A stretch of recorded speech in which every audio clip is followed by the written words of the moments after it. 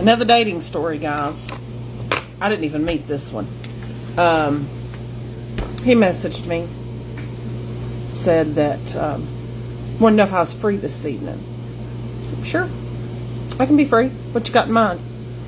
He said, well, we can start with dinner. And I'm immediately red flagged. Red flags, just like waving in the background.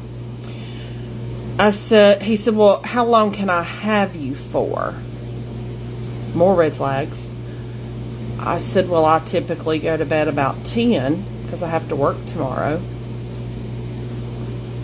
He said, okay, well, let's wait till the weekend. Now, I already knew where he was going with this, but I wanted to see just how much he would say.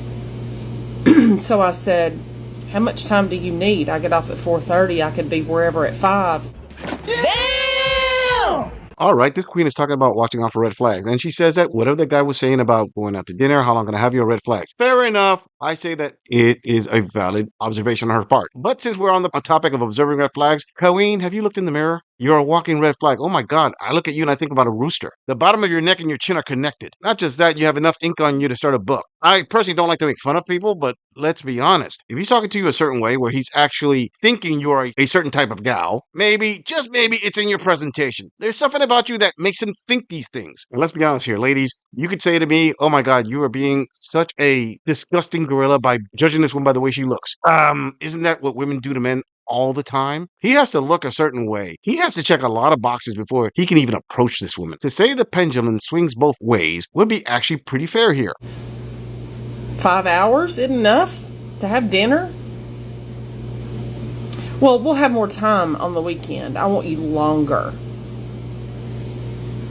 I said, please speak plainly so that I understand what you're getting at. What more do you need me for? I want you all night. I said, well, you're going to be disappointed because I'm not interested in that. And I blocked him. The audacity for me. Back to square one. Ah, yes, the audacity of that man saying up front what he wants. Okay, this is what I mean by when women cannot handle the truth. Let's be clear here. If you would tell this woman that she looks like a frickin' clown, she would be offended. She asks up front, what does he want? He said very clearly, okay, this is what I want. Ladies, note, this is exactly why men lie so much. Because women always say that they want honesty, but if you give them honesty, they're going to get nowhere. I'm not saying that it's the right thing to do. I'm saying that men already know this is what they have to do to get what they want. Except with her, I guess he was thinking, well, whatever. Let me just be blunt with it because I'm not planning to put too much effort into this. I mean, let's be honest. He's just being straight up. I want you all night. I want you this. I want you that. So let's just say, I mean, if you present yourself as tasty as a can of tuna fish, don't be surprised if you don't get treated as filet mignon. Before we move on, I want to bring attention to the fact that 79% of my viewers are not subscribed to my channel. Come on, fam. You've seen my logo on other channels, and you're already here. Please hit that subscribe button and support the channel. It really helps out. Moving on. Dating over 50 is not easy. It's actually probably one of the most challenging things I've had to do. So I gave it up a while back, and I just kind of took some time and I didn't date for about 10 months. So I'm back in the dating pool, you guys. The first time out the box didn't go well. I started dating a guy I've known for years, and I kind of thought we'd be a good match. We weren't. It did not end well. Then now I'm kind of went online, and I hadn't been online in years and years. I used to be pretty good at it. Because you kind of got to juggle, you're messaging different people. You've got to keep stories straight. And yeah, people use cut and paste. I'm going to tell you about myself and I'm cutting and pasting the same story. Yeah, guys, you do it. I've done it too. But I used to be able to keep it all straight. Now I'm kind of slipping. Oh, behave. Oh, well, there, Queen, what can I say? Yeah, dating over 50 is pretty tough. It's not a walk in the park. This is something that men have been saying to women all the time. Putting in for that 70% plus divorce rate, breaking up your marriage of X amount of years, and going back out into the dating market is not going to be the same thing that you had when you were in your 20s. It's a completely different animal. Listen, You're not just post-wall, you're post-wall. You're beyond low egg count. You're already at 0. Just think about it. At 50, what are you going to offer a man that he will value? That he will say, yeah, you know what? I want to marry you and share my entire world with you and share my entire assets with you and everything from here on out. What are you offering him? Let's be honest. If you offer him youth, beauty, energy, a bunch of things that a man would love to have, then you have something of value, but you're not offering any of that. You're offering your roast beef ears. And that doesn't sound too enticing to men. But to be fair, dating isn't that easy for men. Or should I correct myself? Men over 50 dating women over 50 isn't that easy. That's why they date younger. That's the easy and more fun dating part for men. I can't keep their story straight. The other day, I talked to a guy and I said, so how's your dog doing? And he says, I don't have a dog. I was like, oops. I think he was smart enough to know, wrong guy. At least he didn't ask, and we kind of dropped the subject. And I muddled on through the next thing. Just the bottom line is this multiple dating thing is not for me. And the online thing gets a little bit too much. You got to message people. I barely can return emails, let alone sitting there and have to open up another app and look at messages. It sounds as intriguing at first, the first few weeks. Then after that, it's not. So I'm out there dating again, but I'm not really relying on the apps. So maybe I'll meet him in line at the post office or at the car wash. But I'm open to it. So wish me luck. Let's see how 2024 goes.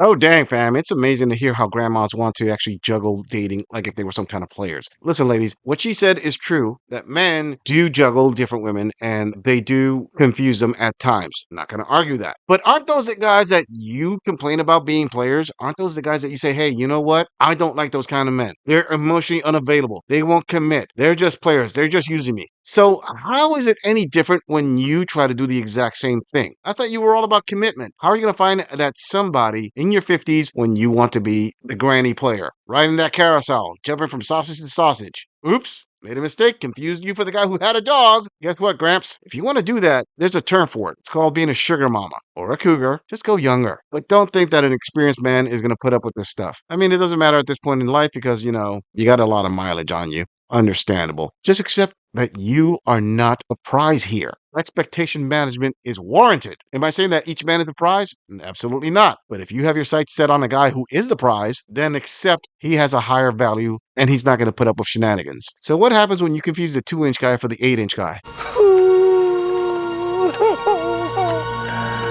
Moving on.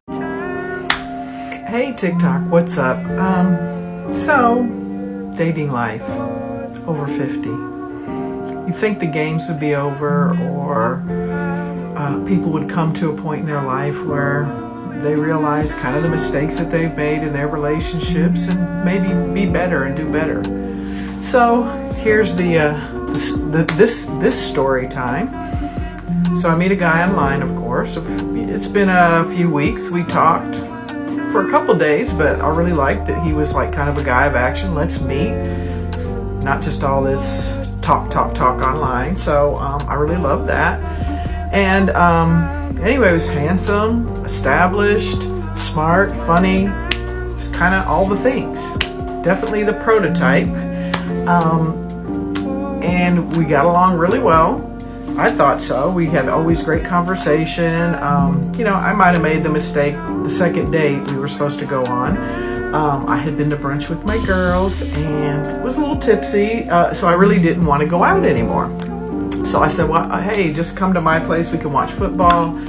I'll make some chili. So we did that. So we hung out. It was cool. Actually had a really good time. So I'm thinking everything's going well. Next time we get together. Mama say that happiness is from magic rays of sunshine that come down when you're feeling blue.